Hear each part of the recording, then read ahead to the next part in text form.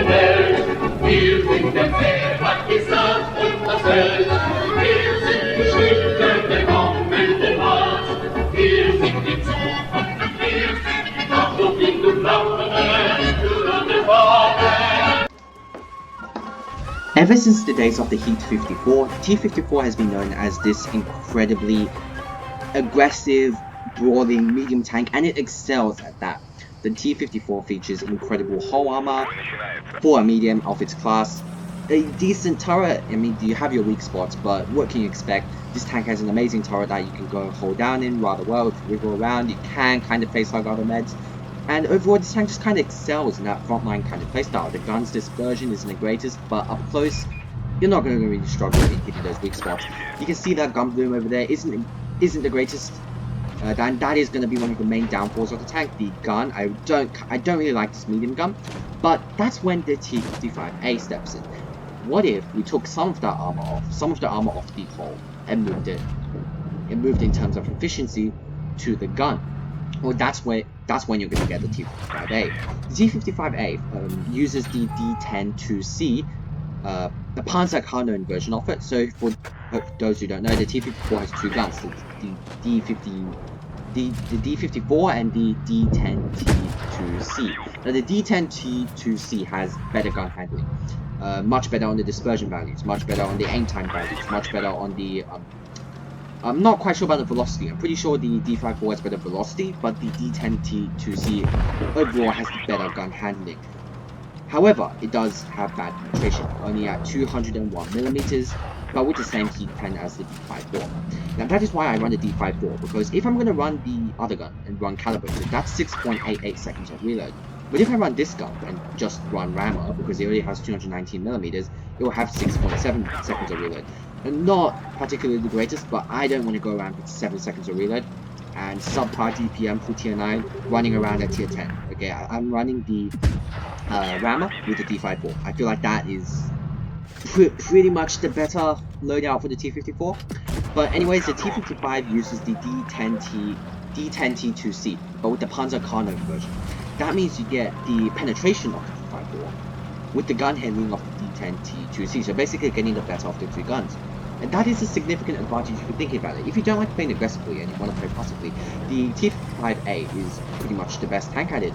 You don't have the greatest hull armor, and you don't have the greatest turret armor, because unlike the T-55, T-54, the T-55 has worse angles on the turret to prevent the shot trap, which means you're not going to be bouncing as much on the lower part of the turret from the shell, because heat shots can ricochet. The shot trap is not going to affect the player if their enemies fire heat, which most tier 10s have as their premium ammunition. Now we're going to showcase the capabilities of the T-54 in a rather aggressive kind of gameplay in this replay over here. Where is it? New Bay. We're not going to watch the whole thing, but overall I'm just going to skip to the part where we do kind of play incredibly aggressively, and you can see where those bounces come. Now we're going to skip over here. It does drop to a 1 versus 4. Now I have pushed over to the flank over here. I cleared one tank which pushed over to bridge by themselves, and we are just kind of help our team finish it off over here. Now if you're going to do this and I kind of flank around, kind of play the role of a traditional ride on, the T-55A will be much better. First of all, you don't need to necessarily run the you can run the what's that thing, a gun rammer, which gives you a bit more DPM, roughly 2,900, which means you do get a DPM upper hand if you do like playing that support role. But now this is where the T-54 will excel at. I did overpeak that, and because of shell normalization, the T-95 does manage to punch through me with the premium shell, and we are basically going to go into kind of flank around the enemy team, kind of try and really wreak havoc from behind. Now you can see right there, bounce from the OBJ, and the Lorraine is pushing us, and we get another bounce. You can see the armor is incredibly well. At that angle, the Lorraine is probably shooting at 225mm of angled armor. Now, right over here, you can see BQTV is pushing us. We're going to angle up, and do we get the bounce? We do not get the bounce, unfortunately. So you can't really expect the tank to bounce like every shot. But you know, it does have incredibly good armor, and it can perform incredibly well in this brawling match. Now what you're going to see here is basically the T-54 at its home territory. We're going to angle out, can we get the heat showing? We bait him, and we get another shot in, bringing us to 3k, and he's going to try and get around us, and we're going to try and get around him. I see the OBJ getting behind us, and we do manage to break out just in time. I'm going to angle up to the Taishu Skywa. Sorry Polish people, I probably butchered that. And we're going to try and get away from the OBJ. Can we bait the shot? Oh, we're going to just pull back from him. We're going to get behind him. Incredible. We might be able to pull this off. I'm going to try and get another bounce. Hopefully we can get another bounce from this OBJ. I angle up, and we don't bait him quite yet, but I'm going to try and bait him. Can we get him to shoot? I know the T-94 is pushing from behind, so we do need to clear this OBJ as soon as we can. I might go in for the flank. I see the T-95, and I'm going to go in for the flank. I'm going to skip forward a bit more because I don't want to brawl you guys. We are pushing back now, and it is the OBJ left. Is he going to peek the corner? I should have just pre-aimed the corner, to be fair, in retrospect. And the T-95 pushes the corner, and we're just going to wait over here. We do see the OBJ. He misses, and we do take him out.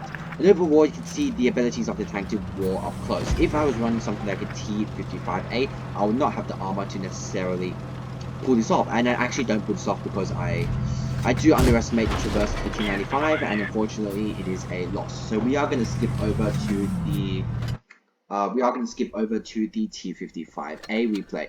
And the T-55A, we're just going to showcase the T-55A's gun in contrast to the T-54's gun. Now, I have to play a lot more passively, and you're going to see it does affect in some way how much I can help my team. If I was in the T-54, I could have pushed a bit more aggressively, kind of assisted a bit more, but this tank doesn't quite have the hull armor, and this tank doesn't quite have the turret armor either. Really big cheeks which you can penetrate with skin. Luckily this tank's getting a buff next update, update 8.7, in which the turret's going to be pretty much on par with the T-54. Maybe slightly worse, but basically the turret's going to get better. Now I did think about pushing there, but then I was like, hang on a second, my hull armor isn't the best, my turret armor isn't the best, why should I hold down? And I am going to push over to the spot, try and spot up some tanks. I do spot up the TVP, and I'm going to hold this position, try and get as many shots as I can over the enemies. The WZ-121 is pushing really hardcore aggressive, and I do get one shot in him for 304. You can see that this version is so much cleaner and so much better, and that is why I really like the T-55A. I don't quite like it over the T-54. I personally prefer the T-54 because I can roar a bit more aggressively. As an IS-7 player, I do like playing up close, kind of brawling. That is kind of my home territory. And overall, I do prefer the T-54. And if you like that kind of brawling playstyle, I would think that you would like the T-54. However, the T-55A, if you can play passively, not camping, you can see I'm kind of staying here because I have shots, and I don't want to push in yet because I don't have the big gun pressure either.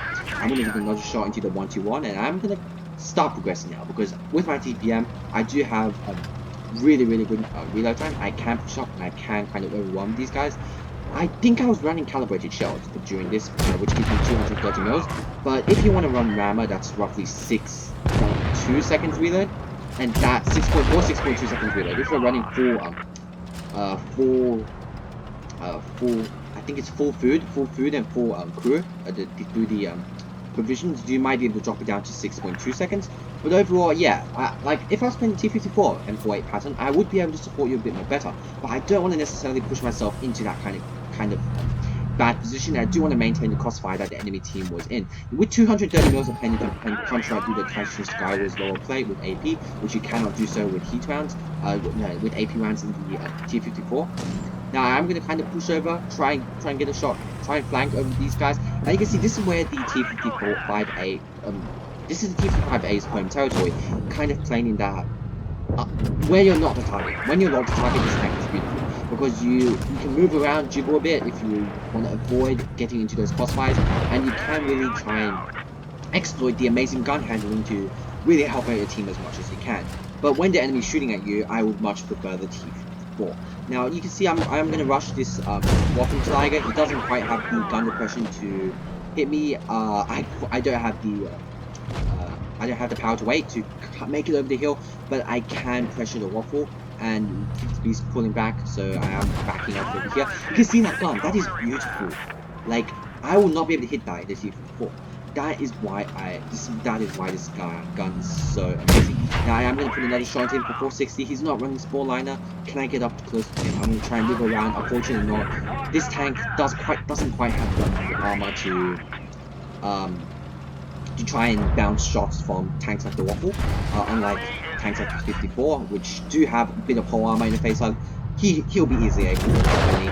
This tank has incredibly weak cheeks and overall just an incredibly weak armor profile. However, the gun is key. So whether or not you prefer the T-54 over the T-55, whether or not you should get a T-55, pivots on whether you prefer playing brawling or prefer playing passively supporting your team at a close range, kind of staying out of the enemy team's line of sight, but still managing to contribute by spotting up the enemy. If you like playing a bit more passively in the T-54, then the T-55A will be perfect for you. If you prefer really accurate guns at the expense of some armor, at the expense of playing that brawling kind of role that the T-54 really excels in, maybe consider the T-55A. Thanks for watching. This is Epic5105, and I hope you guys have a nice day.